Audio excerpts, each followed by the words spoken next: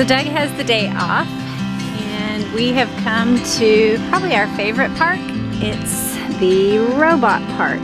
It's kind of like a cool play structure where all of our kids can have fun, even our big kids. And there's some walking trails behind it. Plus, one thing I love about it is it's completely enclosed. So there's one entrance and exit, which makes it super nice for keeping up with everybody.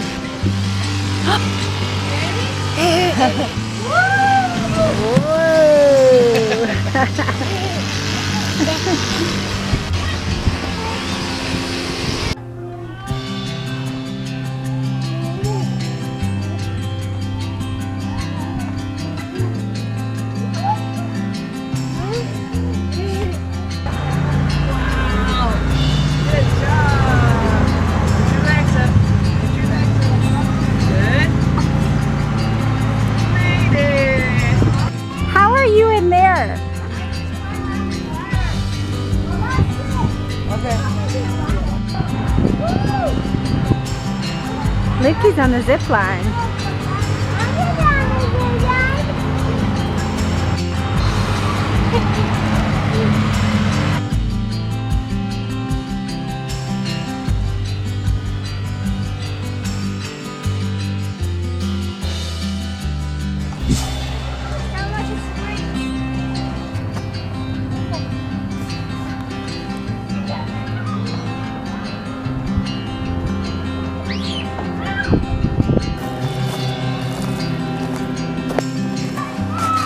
Something that's been on my mind lately that I think is a low-key worry for a lot of moms is that your children will have gaps. I think we feel it in schooling, so probably a lot of moms this year in particular with COVID are feeling it like, what if my kid gets behind in phonics? Or what if they miss a math concept and it affects them for multiple years? What if they don't get cursive? Maybe I don't know what I'm doing at home, or even homeschoolers who have great curriculum can feel this way. You know, maybe like you look around and there's people who are doing outdoor co-ops, and there are people who do coding classes, and there are people who do no co-ops, and maybe they're doing better because maybe they're more systematic. But then it also happens with parenting. So I'll tell you about my experience. We have moved, I think 15 or 16 times in our 20 years of marriage. And by that, I mean actual house moves. We have also had like 17 temporary living situations. We lived in Hong Kong once for 10 weeks. We lived in someone's basement for 4 weeks, that kind of thing.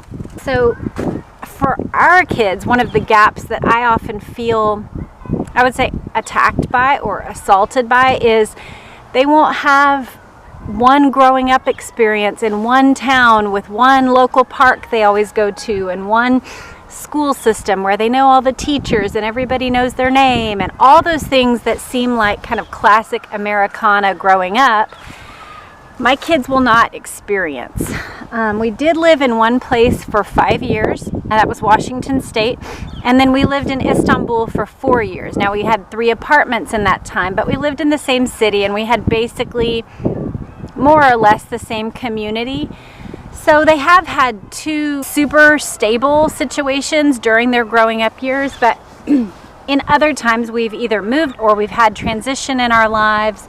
Some of that has been self-chosen. Some of that has been things where basically God has ripped the carpet out from under us, and like a medical situation or that kind of thing. So we've just had a very different, like unconventional sort of life. And so for me, that can be a way where I feel like there could be social or sociological norms that my kids haven't experienced that a lot of other people do experience. Those are the gaps I feel concerned that my kids could have. Almost every mom feels attacked and perhaps internally condemned by the things that our children might lack, the gaps that they have in their lives. And I just want to talk about that and help share my mental framework that helps me sort through those internal discussions in a way that maybe it could help you. So one big picture concept that has helped me over the years has been to take myself out of my personal experience and consider what people in other circumstances might experience. People who stay in one place for a long time could feel like, oh, my kids aren't getting to travel, they aren't getting to see other parts of the nation or the world. They don't have that broad perspective.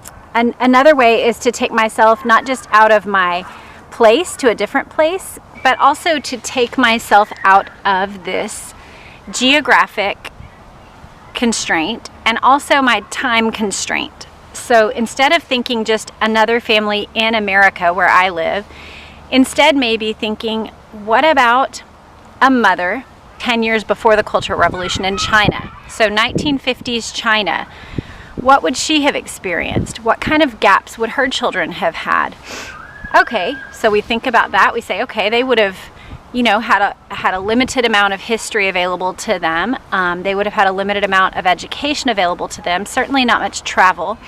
But could that mother have been a faithful mother even without having provided, calculus, Texas history, cursive?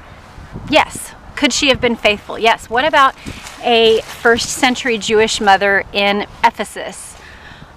Could she have been considered faithful even if her kid lacked certain things that my kids lack? So for example, what if they had originally lived in Jerusalem and then they had been exiled out into the Cappadocia region, and then they had settled in Ephesus, and even then it was a metropolitan area with lots of ethnicities coming and going, and maybe she wouldn't have had much of a stable community for her children.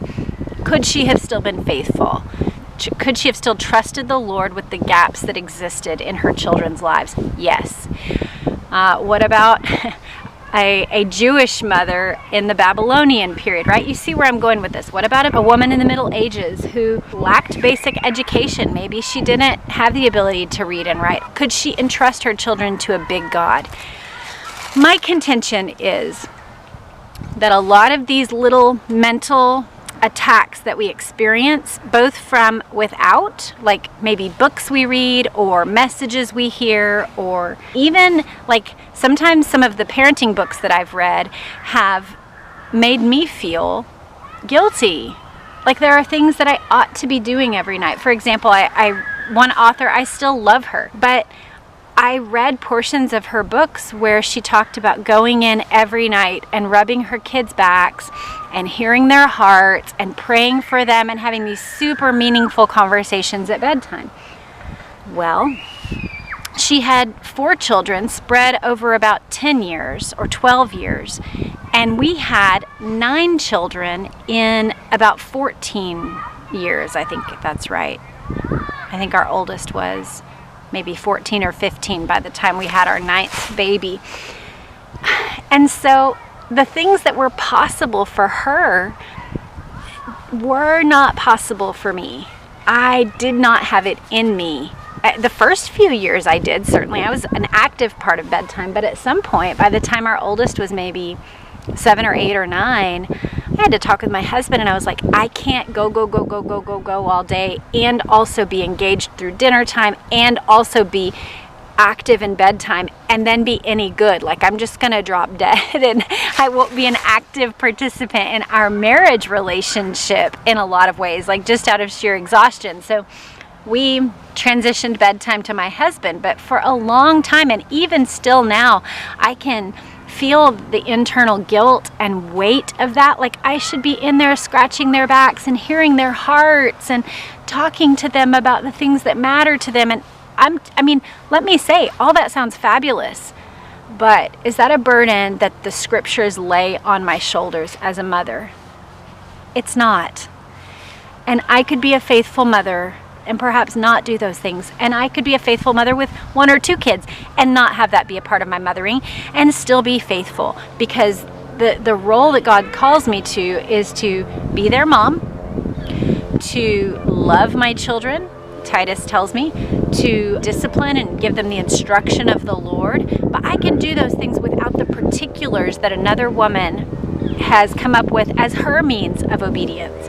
I just want to kind of pass that to you. Like, if you're feeling guilt by their schooling and what they maybe are lacking, if you're feeling guilt about your kids and what they do or don't have based on your life circumstances, maybe other people have grandma and grandpa in their kids' lives, and maybe your relationship with their grandparents is strained, or maybe they've already passed away, or maybe they live far away, and you just feel like, oh, there's this big gap in my kids' lives. And I just want to encourage you that maybe perhaps by taking yourself out of your circumstances and not comparing yourselves to the few people that are big in your life, but maybe to people that are your peers nationwide, and then people who are your peers even time-wise, right? Like 150 years ago on the pioneer frontier. That actually helps me. Sometimes my teens have kind of bellyached about times when they've not had a close friend that was their exact age, and we've just talked about how, look, there were Ashkenazi Jews who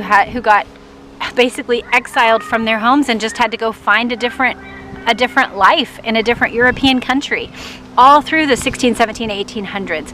There were pioneer families in America in the 17 and 1800s who went out, and maybe one of your pioneer neighbors had some kids that were similar ages, or maybe not, or maybe you were 17 and the closest boy around was 12, and you just kind of had to connect in the ways that you could. And so taking myself and our family outside of the current constraints that we live under and putting us under different geographical circumstances and different time circumstances, and asking, could the strain that I'm feeling be because of our current cultural demands and not because of scriptural demands or eternal responsibility given to mothers and fathers? I believe that a lot of the time it is that we are taking on demands that are not put on us by Scripture. And so we can actually shift some of that burden off of our shoulders by just telling ourselves the truth about the world, about our responsibilities, about life. I was just thinking, my oldest two kids played on parks in Xinjiang, China, and in Hong Kong. I remember one where we were playing and the bay was out behind them through the glass. It was so beautiful. My oldest four kids played on the pyramids at Giza. They've actually played out among the Roman columns in Ephesus and in Istanbul, ancient ruins that just, they had so many, they were just out in fields. So they've had amazing experiences, but what they haven't had is, 18 years in one place playing on the same city park. That could make me feel guilty or pride or whatever on either end. But what I can do is just say, God is sovereign over our times. Acts 16, I think, says that the God who made the world and everything in it, made from one man every nation of mankind to live on all the face of the earth, having determined allotted periods and the boundaries of their dwelling place, that they should seek God and perhaps feel their way toward Him and find Him. Yet He is actually not far from each one of us. God Himself is the one who places people where they are in the world at the time that they're to live and in the place that they are to live, in order that they might one day find their way toward Him. God ordains our lives in the very best way possible so that each one who will be His will ultimately find Him, that He will call them and they will hear His call. And so when I think like that, I'm able to release that burden of other people's expectations and sometimes even my own, and just entrust my children and their times and their life circumstances into the hands of a big God who is working in ways that I can't see and that I can't make happen. He is working in each of their hearts and lives to produce the circumstances that they need in order that they might find Him. And so then, if we're delayed in certain things in academics that their peers are doing, or if we're ahead, right? Either way, I don't have to feel shame and I don't have to feel pride, because God Himself is ordaining the circumstances of their lives, and I can just make the best decisions that I can see, but entrust each one of them to a big God who can see way more than I can, and who is always actively working for my good and for theirs. So yeah, I hope that encourages you. It's something that I'm having to actively, my oldest son is about to launch, he's about to go to boot camp, and he's enlisted in the Marines, and so I don't know, with COVID and with even just the internal Marines operations, it could be multiple years before I see his face again. So I'm just having to entrust his life alongside my other kids, entrust their lives, their gaps, the things they got, the things they didn't get, entrust all of it into the hands of a big God.